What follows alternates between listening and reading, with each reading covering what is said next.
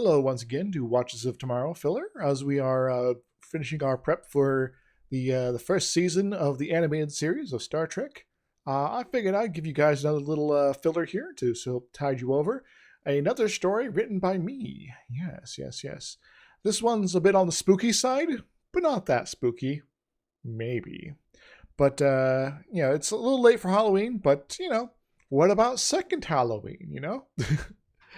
Hope you enjoy.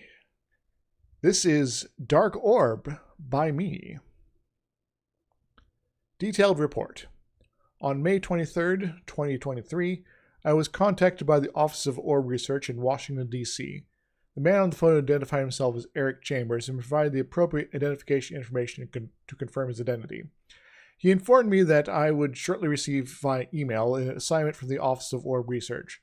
I informed Mr. Chambers that this was not the proper way to push assignments to my office, to which Mr. Chambers made it clear that he had already attempted such and decided to go outside the chain of command to ensure that someone was looking into a specific lead he was interested in.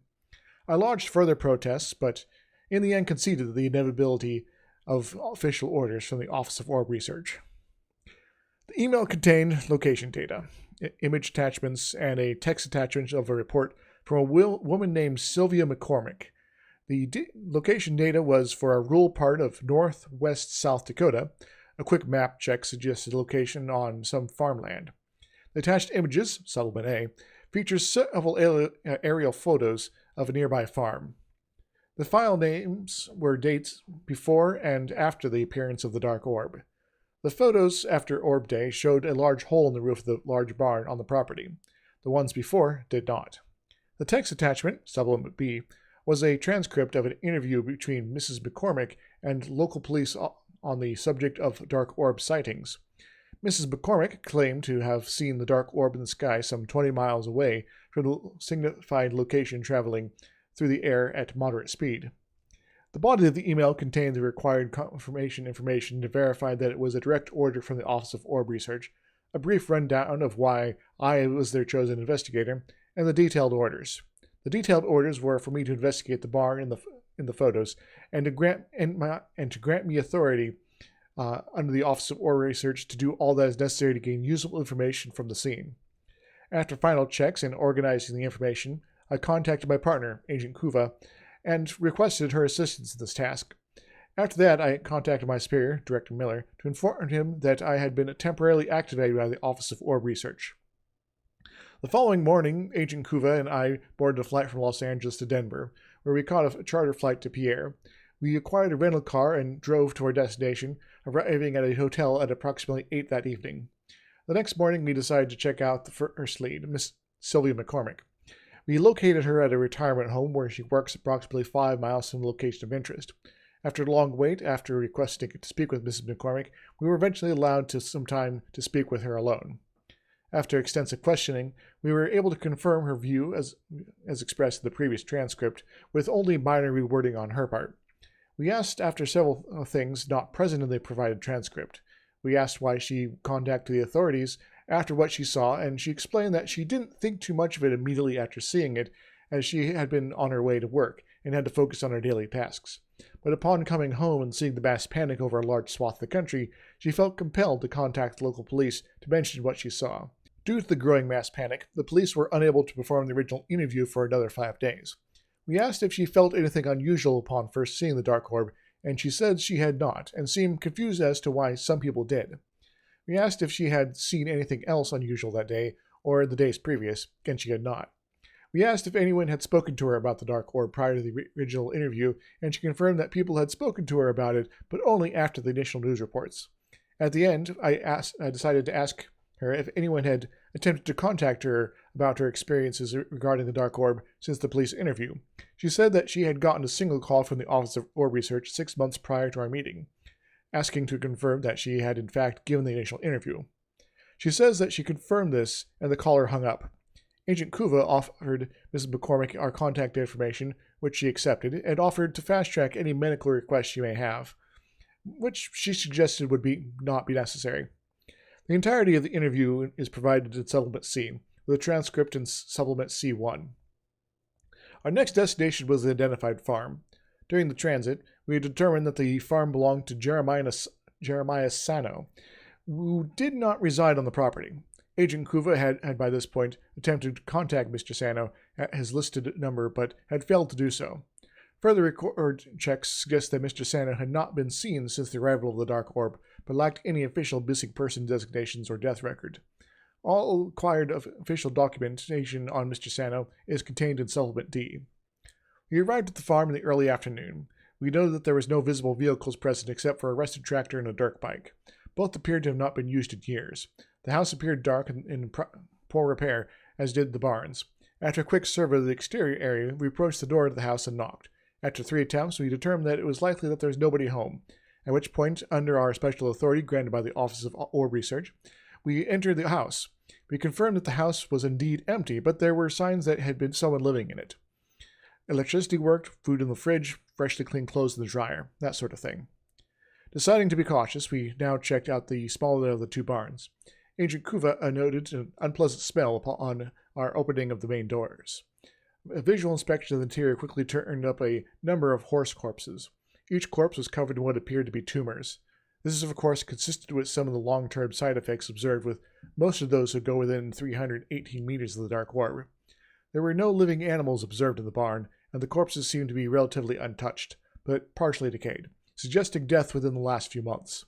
As no human had yet succumbed to such cancers, it is hard to compare the results of the animals to those expected of humans afflicted with a similar instance of tumors. We found no other items of interest in the smaller barn. After checking out the 2 small sheds of the property, we moved on to the larger barn. From the outside, we could see that the barn did indeed have extensive roof damage. However, the rest of the structure seemed relatively intact and safe to enter. I opened the large main door with the intent being to eliminate the interior as best as possible. This was, of course, possibly a moot point. Agent Kuva and I entered with weapons drawn, but quickly determined that we were alone, at which point we holstered our weapons and proceeded to do a more complete inspection of the contents of the barn. The barn had undergone extensive changes from the original construction, as best we could tell, to accommodate the present contents. This included several moved primary steel supports and additional construction to shore up the structural instability caused by these modifications. At some point, the observation of these modifications brought further concern about the structural stability of the barn. Central to the barn was a large device. The device was made primarily out of wood and had a general form of a gyroscope. The core of the device contained a smaller but still substantial ring or torus-like structure, also made primarily out of wood. Agent Kuva informed me that the smaller structure reminded her of something from science class she took in college. I hope her report reproduces more details, as she did not have them available at the time. But I can say that this part of the structure appeared to be segmented into large block-like structures and essential tube-like structure. As we inspected the structure, we opened up several sections and observed inside a mix of electronics and pieces of wood that appeared to be carved in a manner similar to electronics. The impression was that the core of these wood circuit boards was a thin sheet of balsa wood with harder wood inlays laying out what appeared to be a circuit pattern. Components, also wood, were embedded in this pattern, each made out of yet different types of wood. These wooden boards were, for the most part, separated from the actual electronics, except where the actual electronics were slotted into the wooden structure in a fashion akin to a module card in a personal computer. All these electronic parts, real and wood, remained clear of the central tube within the torus structure. There were also sections that appeared, upon inspection of the interior, filled with wooden coils in various arrangements. All parts of this structure and the other unusual woodcrafts appeared to be hand-carved. Within the gyroscope-like structure, the torus was able to be moved, with great effort, to a limited number of orientations. There were a number of cables attached to several points of the surrounding gyroscope that led to other items in the barn. These cables were a mix of off-the-shelf coax and cables that appeared to be imitating coax cables. What I mean by imitation is that they were similar to the wood circuit boards, and that these other cables appeared to be well-crafted replicas of the standard model, but made out of wildly inappropriate materials. We didn't verify the full makeup of the cables, but it was easy to determine at least the thick paper exterior, wood connectors, and plant fiber core. These alternative cables were the majority leading out of the central construct. The traditional cables all led to computers and electronics rack set up in one corner of the barn. The alternative cables connected to a myriad of points throughout the barn, including, but not limited to, a plastic bucket, the ground, steel barn wall, a large rock, sandstone, and a pile of manure. Most connected to nothing. One connected to what appeared to be more woodcraft electronics, this time in the form of a personal computer. Attempts to boot up this computer yielded no results. We were unable to determine if it was plugged in or not. The more standard computer components were able to be activated. However, before we could gain access to anything other than the login screen, we heard a vehicle approaching outside. Agent Kuva shut down the computer while I moved outside to intercept any would-be visitors. A mid-2000s model Ford truck pulled onto the property. I signaled my presence to the driver. He exited the vehicle and introduced himself as Marcus Jared. This was, as we found out later, not his real name. He is actually Marcus McConnell, but for the purpose of this report I shall refer to him as Marcus to avoid confusion. I informed him that I was there on routine check of the property in search of Mr. Sano. Marcus appeared to believe my explanation. After I identified myself, I asked Marcus if he had seen Mr. Sano and if they had any sort of relationship. Marcus claimed that he rented the property from Mr. Sano and that he paid his rent via a check to a post office box. I asked for the post office box address, and Marcus said that he'd need to get the address from inside. As we headed inside, Marcus asked why I had been in the barn. I claimed that it was my responsibility to check the entirety of the property, and that given the hour of the main barn seemed like a logical place to start. Marcus seemed less accepting of this explanation given his mannerisms. Inside the house, Marcus proceeded to play a game of looking for the address. Eventually I let him elude me for a few moments. This resulted in a used envelope with an address written on the back. I thanked him and pocketed the envelope, making sure to graze a finger over the ink.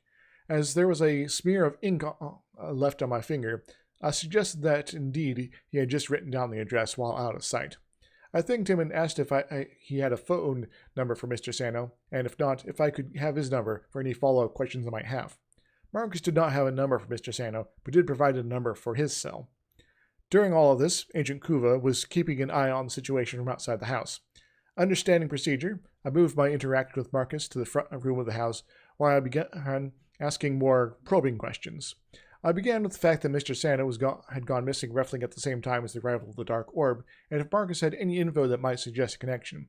He claimed ignorance of this connection. I asked if he had observed anything unusual that day, or the day of, or immediately before, or after the arrival of the Dark Orb. He mentions a rainstorm that day, but otherwise nothing out of the ordinary. Later checks of the weather that day in the area suggested the sunny skies.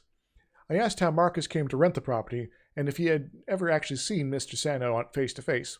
Marcus claimed that he had started renting the property 3 months prior after a series of phone calls to the previous renter. At this point I moved to the window. I spotted Agent Kuva to verify that she was near. I made a show of looking out the window at the unworked farm fields, and then asked about the farm, specifically what crops Marcus grew. Marcus said corn. However, given the lack of corn stalk in the field, I knew he was lying. Marcus then told a story about how he used to work on a soybean farm, but preferred corn. I am no expert on agriculture, but these claims and some of the included details made it very clear that he had no experience with working on a farm. I then asked him if he could give me a complete tour of the property. He denied my request. I thanked him and moved towards the exit. Once outside, I met up with Agent Kuva, and quickly made our way to the car. I gave her my general impression that Marcus was clearly hiding something. Agent Kuva suggested we invoke our full authority under the Office of Orb Research to continue our investigation. We had not seen any weapons in the house, but I warned that Marcus still could have access to such, and that we should withdraw for the time being to assess the situation. We departed and parked a mile down the road for a time to watch for Marcus leaving. After several hours, we gave up on this plan and started back to town, making sure to pass the farm the one last time on our way. As we neared the farm's entry, Agent Kuva drew my attention to the rising smoke. We changed course and pulled back into the farm, where we observed that there were flames visible through the main barn's roof damage. We exited the vehicle and proceeded with caution towards the main barn, both of our weapons drawn. From our previous experience and the layout of the barn, we opted to make use of the 2 side doors on either side of the structure. I made the noisy entrance, kicking down the door. Inside, I could see the gyroscope structure and the embedded torus engulfed in flames. The fire had not spread much beyond, and so I deemed it safe to proceed further. I cautiously stepped in, weapon at the ready, and searched for Marcus. There was a gunshot, and I dove behind a stall wall, as several more shots were fired. I shouted for the gunmen to surrender. There were several more shots, including a final one from Agent Kuva. Agent Kuva called to me to announce that the gunman was down. I emerged for cover, and we moved to where Marcus had fallen. Marcus was still alive, but bleeding heavily. Agent Kuva kept her gun on him, and I moved his dropped pistol away before checking him for other weapons, after which I proceeded to attempt to deal with his wound. During this, he babbled a number of things, most of which I don't remember, but he did say explicitly that Jeremiah Sano was responsible. He had set the fire, and that his soul was cleaner than ours. Agent Kuva may have remembered more. Follow-up questions didn't go anywhere before we passed out. With the fire growing in intensity, we decided to move Marcus out of the barn and to wait for the local authorities to arrive. After their arrival, we returned Marcus over to their custody, where he began proper medical treatment. We filled in this local sheriff on our investigation and the general information we had obtained. Firefighters were able to put out the fire, but the structure in the barn had sustained extensive damage. What more, the fire chief declared the barn structurally unsound. We would, over the following days, be required to deal with that decision so that we could extract the remains of the burnt structures. Several of the local authorities rightly made protests at the time for the investigative methods we used and promised to write substantial reports reflecting these protests. As I have made similar protests about the blanket authority granted those working for the Office of Orb Research, this should be not a surprise. However, given the laws that presently written, we did not overreach during our initial search, given we had that authority granted to us, and there was the issue of a missing person as well. Our follow-up visit to Marcus at the hospital that evening resulted in us learning that he had woken up and attacked a nurse. During his restraining, he managed to injure several orderlies and himself. We began to handle the basic paperwork for charges against Marcus and to obtain custody. However, upon our return the next morning, we were informed that he had died during the night from internal bleeding. We spent the rest of the day working on administrative tasks. We returned to the farm the day after to conduct a more thorough search. The computers in the barn were still mostly intact, but the electronics rack had been smashed with what appeared to be an axe. The computer hard drives contained minimal files beyond standard operating system essentials. However, each did have some sort of custom software designed to interpret the capable inputs. However, there was no recorded data files that we could locate, and there was no active input from the cables given we were no longer plugged in. All the wood-carved items had been set on fire, and most were nearly entirely destroyed. We took a number of photographs of the remains and took notes of what we had seen before and what was now present. These can be found in Supplement E. Further search of the house and other structures led to non-substantial discoveries. However, in the house we did locate several books pertaining to electronics and particle physics, while all the other books present were of a fictional nature. A search of the Marcus McConnell's car resulted in no specific physical evidence. However, on a hunch, I looked into the vehicle's plates and discovered that the vehicle was flagged for several moving violations in western Idaho 3 years ago, while the truck was already the property of Marcus McConnell. It should be noted at the time of the traffic incidents, Marcus McConnell was on record as residing in Minnesota. Further checks over the following 3 days left us with an impression of Marcus McConnell's habits and place in the community, specifically that he was a recluse who only interacted with others as necessary. He had appeared in the community some 4 months before the arrival of the Dark Orb and made his residency official 2 months after.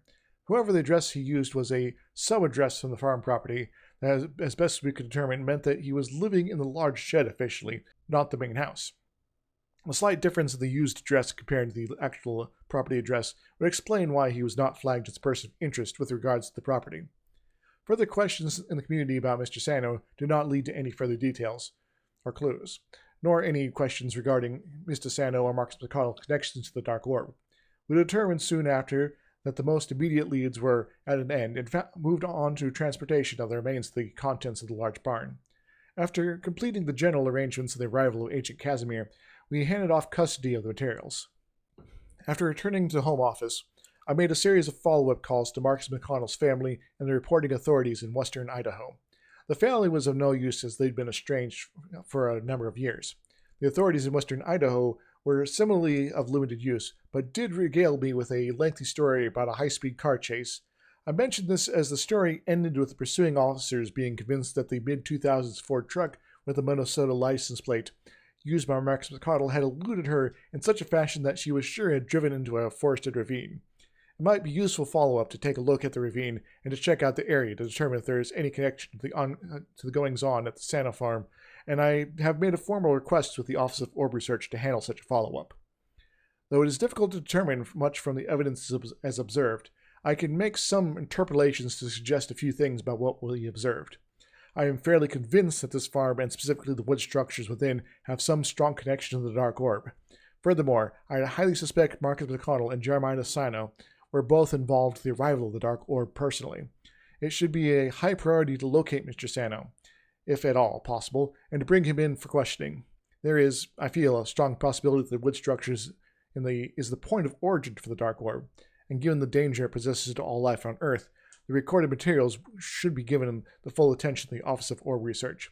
However, given the bizarre nature of the device, I cannot with any certainty believe my own conclusions without a single doubt. That said, if this is how the Dark Orb came to be, there must exist somewhere some book, note, or video suggesting the process of this device's construction, purpose, and design. What more, given the lack of woodworking tools beyond the most basic on the property during our investigation, this suggests that the device was not crafted at that barn. An expansive list of locations in the area where such crafting could be done is impossible to make, but further investigations of the area should start there. My final word on this matter must also stipulate, I feel that, despite my personal feelings about the Office of Orb Research, I am willing to work with them to complete the rest of this investigation, but to do so may require more resources, including access to the handed-over materials and related documentation and materials related to the Dark Orb. As of this time, the Office of Orb Research has placed me on standby. Other materials not specifically mentioned previously in this report can be found in supplements F through J. Agent Kuva served spectacularly during the investigation, and despite the death of Marcus McConnell, she did the right thing in disabling him when she did. And that is Dark Orb by me, Dr. Izixs. A tale about an investigator of some sort, and some really weird stuff going on. Feel free to leave a comment if you got some thoughts about the nature of this particular world I have given you a glimpse into, or if you just enjoyed it and want to say so. But look forward in the near future of more Watches of Tomorrow as we start off to go beyond the farthest star or something like that. Till next time, everybody. Toodles.